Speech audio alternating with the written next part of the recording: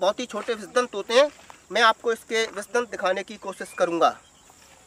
मेरा देखा देखी कोई भी सांपों से छेड़छाड़ करने की कोशिश ना करे, क्योंकि यह मेरा अनुभव के विषदंत दिखाने की आपको कोशिश करेंगे किस तरीके से इसके विषदंत होते हैं। कैमरामैन जूम करके दिखाने की पूरी कोशिश की जाए। आप देख सकते हो बहुत ही छोटे विषदंत होते हैं इसके।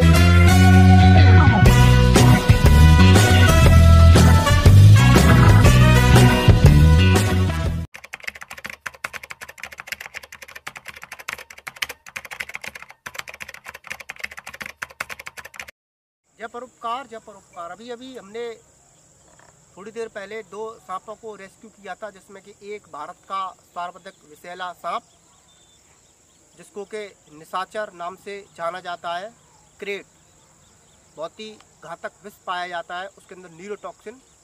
तो उसकी खूबसूरती आपको दिखाने की कोशिश करूंगा और जो भी बारीकियां हैं वो दिखाने की कोशिश करूंगा और कोशिश करूंगा कि आपको उसके विषदंत भी मैं दिखा सकूं। और दूसरा, हमने किसान का मित्र भारतीय ने पकड़ा है, उसको भी मैं आपको दिखाने की कोशिश करूंगा। तमाम वीडियो में मैं दिखाता रहता हूं, लेकिन फिर एक बार बहुत बारीकी से उसको आपको उसकी पहचान बताने की कोशिश करूंगा। कृपया वीडियो पे बने रहें। अभी मैं आपको इनकी खूबसूरती दिखाने की कोशिश करूंगा। यह भारत का सबसे विषैला सांप, इसने अपना आहार बाहर निकाल दिया है। जो भी ले रखा होगा, मेढक या चूहा, यह कॉमन करेट नाम से जाना जाता है। और यह भारतीय रेड स्नेक, इंडियन जिसको घोड़ा पछाड़ के नाम से जाना जाता है, इसकी मैं आपको बारीकी दिखाने की कोशिश करूंगा, बाहर निकाल के खूबसूरती दिखाऊंगा। कृपया वीडियो पर बने। आप देख सकते हो यह भारत का सबसे विषैला सर्प, इसको मैं आपको दिखाने की कोशिश करूंगा जितना भी मैं जानता हूँ, जो भी मुझे मेरे उस्ताद के द्वारा जानकारी प्राप्त है। अभी यह बाहर निकलेगा।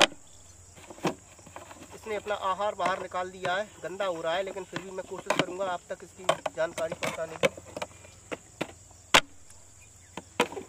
देख सकते हो आप।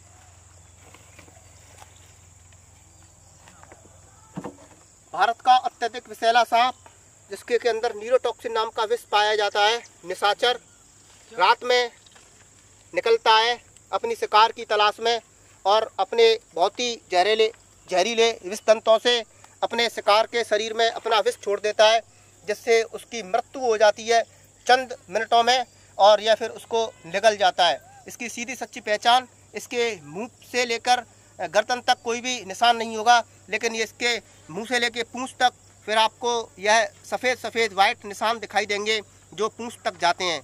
इसके ऊपर यह कभी कभी क्या होता है कि वाइट कलर में और या बिल्कुल जेड ब्लैक कलर में भी मिलता है, लेकिन जो भी सांप रेस्क्यूअर है इसको वही पहचान सकता है, बाकी लोग इससे भ्रमित हो सकते हैं। इसकी पहचान करना बहुत ही मुश्किल कार्य है। इसकी लंबाई मैं बोलूँगा लगभग, जो मैंने अपने उस्ताद से सीखा है, यह 5 फीट 9 इंच तक लंबा हो जाता है और यह मार्च के महीने में अपनी मादा से मिलन करता है और लगभग यह 7 से 12 अंडे देता है। तो यह सांप यदि कभी भी कहीं भी किसी के घर में निकलता है तो इससे हमेशा बहुत ही दूरी बना के रखें, क्योंकि तो अभी मैं आपको इसकी बारीक जानकारियां बताने की कोशिश करूंगा। मेरा देखा देखी कोई भी सांपों से खुलने की कोशिश ना करे। कैमरामैन कैमरा चालू रखें। कहाँ सो गए आप? अब देख सकते हो इसके ऊपर बहुत ही महीन सल्क पाया जाता है, बहुत ही महीन, मैं कहूँगा ये इसके ऊपर निशान पाए जाते हैं, जिनको के ये जो इसका रीढ़ के ऊपर ये आप देख रहे हैं, इसकी सीधी सच्ची पहचान है। इसके जो पीठ के दूर रहेगा इसके ये पीठ के नीचे से जो भी सल्क शुरू होगा, यह पीठ के नीचे से जो सल्क शुरू होगा वह छोटा होगा और जो पीठ के ऊपर सल्क होगा वो बहुत ही बड़ा होगा। भारत का बहुत ही सर्वाधिक विषैला सांप, जो कि कोबरा से लगभग 5 से 7 गुना विष वाला होता है और इसके अंदर न्यूरोटॉक्सिन नाम का विष पाया जाता है। इसके बहुत ही छोटे विषदंत होते हैं। मैं आपको इसके विषदंत दिखाने की कोशिश करूंगा। मेरा देखा देखी कोई भी सांपों से छेड़छाड़ करने की कोशिश ना करे, क्योंकि यह जिंदगी का जुआ है।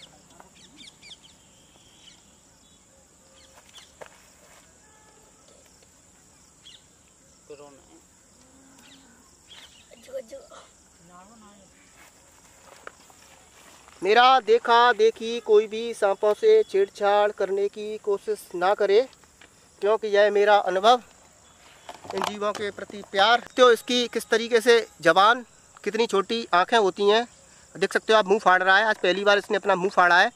वैसे इसका काटने का स्वभाव नहीं होता है। अब देख सकते हो इसकी रीढ़ पर यह सल्क दिखाए जाए, कितना बड़ा सल्क होता है यह।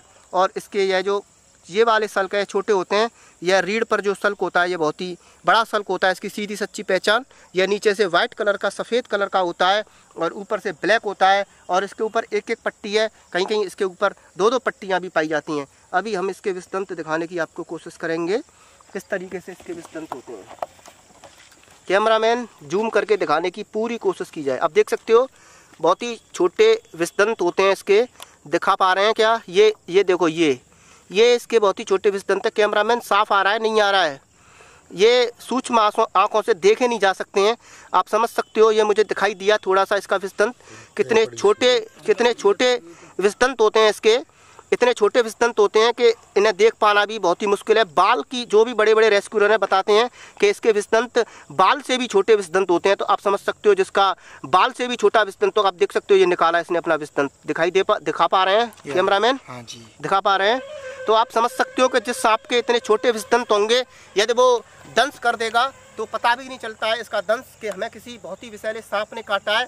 और जब तक हमें पता चलता है, जब तक इसका विष आधे घंटे में मनुष्य के पूरे शरीर में फैल जाता है। और आधा घंटा इस सांप सर्प के काटने के बाद मनुष्य के लिए बहुत ही, मैं कहूँगा कि बहुत ही बड़ी बात है कि आधा घंटा बाद यदि वह हॉस्पिटल जाएगा तो उसका बचना बहुत ही मुश्किल है। आधे घंटे बाद इसका असर शुरू होगा शरीर में।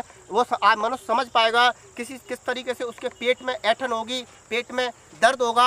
हो सकता है उसको चक्कर में आए, हो सकता है उसको उल्टियाँ भी आए, हो सकता है सांस लेने में भी दिक्कत हो। लेकिन सबसे बड़ी इसकी दिक्कत होगी वह पेट में दर्द होगा, ऐंठन जैसा महसूस होगा। शरीर स्वतंत्र तंत्र में सांस लेने में बहुत तकलीफ होगी और सोचने समझने की क्षमता बिल्कुल समाप्त हो जाएगी मनुष्य की। और धीरे धीरे सने सने मनुष्य मृत्यु के मुंह में चलता चला जाएगा। तो इस सांप से बचने के लिए सीधी सच्ची बात कि अपने घर में बहुत ही साफ सफाई रखें, क्योंकि यह मनुष्यों के बीच में ही पाया जाता है। इसका रहने का स्वभाव मनुष्यों के बीच में ही यह रहता है। तो इससे बचने के लिए हमें अपने घरों में हमें बहुत ही साफ सफाई रखनी चाहिए।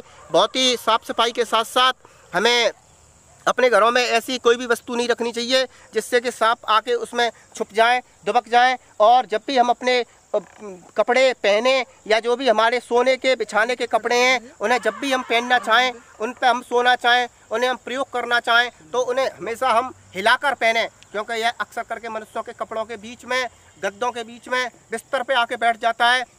और जब भी मनुष्य सोने की कोशिश करता है तो उसको काट जाता है। और कभी भी बरसात के मौसम में या कोई भी मौसम हो, मनुष्य को ज़मीन पर नहीं सोना चाहिए, क्योंकि ज़मीन पर रेंगने वाला जीव है। तो जब भी यह मनुष्य की शरीर की गर्मी को स्पर्श करता है तो इसको मनुष्य के शरीर की गर्मी बहुत ही अच्छी लगती है और यह मनुष्य के शरीर के पास पहुँच जाता है। और सोते समय मनुष्य को पता नहीं होता है कि मेरे नीचे कौन है।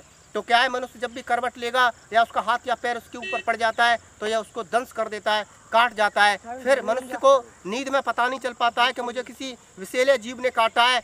तो कभी कभी क्या होता है कि इसके काटने के बाद मनुष्य कभी उठ ही नहीं पाता है, जग ही नहीं पाता है और उसके सोते सोते ही मृत्यु हो जाती है। तो मैं कहूँगा कि अपने घरों में साफ सफाई रखें और ऐसे घातक जीवों की प्राण रक्षा में हमारा पूर्ण सहयोग करें। हमारा यूट्यूब चैनल सुनील भारद्वाज परोपकार सेवा संस्थान ज़्यादा से ज़्यादा लोग शेयर करें, ज़्यादा से ज़्यादा लोग सब्सक्राइब कराएं और घायल, बेजुबान, निराश्रित जीवों की सेवा में हमारा सहयोग करें। हमारा संकल्प, कोई भी जीव सड़क पर दुर्घटनाग्रस्त होकर अपने प्राण तड़प तड़प के ना त्यागे, यही हमारा संकल्प है। और इस संकल्प को पूर्ण करने में हम आपके श्री चरणों का आशीर्वाद चाहते हैं।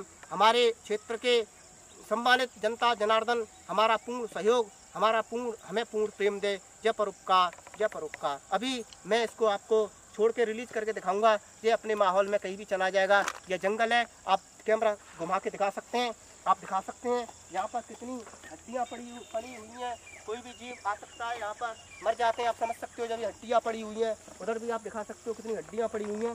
तो जीवों का यह आवास स्थल है, यहाँ पर जीव अक्सर आते हैं। ये झरना है, ये 2 झरने हैं, मिलते हैं। तो जब भी कभी यहाँ पर कोई भी मनुष्य आएगा तो वह यह सोच समझ के आएगा कि यह जंगल है, जंगल का क्षेत्र है, तो हमें बहुत ही सावधानी से रहना चाहिए। कैमरामैन जरा फोकस बनाएं, मैं इसको छोड़ूंगा, इसको जाते हुए दिखाया जाए। जब भी हम किसी जीव की प्राण रक्षा करते हैं तो हमें बहुत ही सुकून, बहुत ही शांति मिलती है। अब देख सकते हो इसका स्वभाव, यह कभी भी हमारे पास लौट के नहीं आएगा। ऐसा नहीं है कि हमें दौड़ के दंश करने की कोशिश करे, ये अपना सीधा रास्ता लेगा और मनुष्यों से दूर चला जाएगा, क्योंकि सांप बहुत ही शर्मीला होता है और सांप कभी भी किसी भी मनुष्य के पास आना नहीं चाहता है। अब देख सकते हो वो अपना चला गया, वो अपना चला जाएगा। चाहता हूँ कि आप यदि आपके आसपास भी ऐसा कोई जीव जिसकी कि मनुष्य की थोड़ी सी मदद से यदि प्राण रक्षा की जा सकती हो तो पहले तो स्वयं उसकी प्राण रक्षा करने की कोशिश करें। यदि आपसे नहीं हो सकता हो तो हमारे पास तक सूचना पहुंचाई जा सकती है। हम लोग से जितना बन सकता है इनकी प्राण रक्षा में हम करते हैं, और जिस लायक हमें ईश्वर ने बनाया है वह हम हमेशा करते रहेंगे। जय परोपकार, जय परोपकार।